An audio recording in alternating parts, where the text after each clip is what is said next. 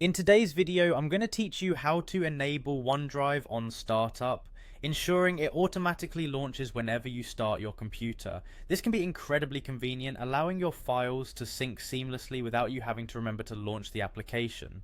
Let's dive in. First, we'll start by opening the Task Manager. You can do this by pressing Ctrl plus Shift plus ESC on your keyboard. This is a handy shortcut that's worth remembering because it gives you direct access to the Task Manager without needing to go through any menus. Once the Task Manager window is open, you'll notice several tabs at the top, each offering a different set of tools for managing your computer's processes. Next, we want to navigate to the Startup tab.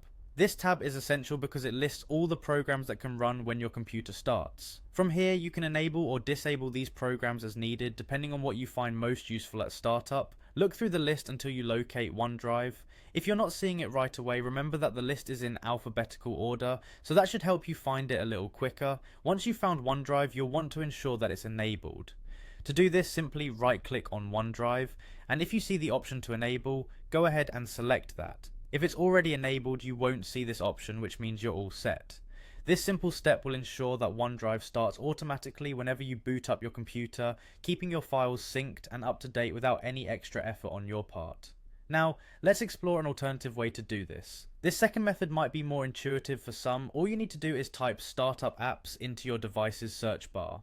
Hit enter and it will bring up a dedicated settings window.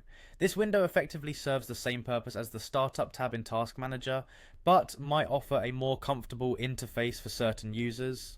In the Startup Apps window, you'll once again be searching for OneDrive, and just like before, ensure that the toggle next to OneDrive is set to enabled. If it's not enabled, click on it to change its status. This will achieve the same result as the previous steps, allowing OneDrive to open automatically at startup. And there you have it. Whether you prefer using the Task Manager or the Startup Apps settings, enabling OneDrive to run at startup is straightforward and efficient. By taking just a few moments to set this up, you can save time in the future and ensure that your files are always ready when you need them. Thanks for watching, and don't forget to like and subscribe for more helpful tips and tutorials.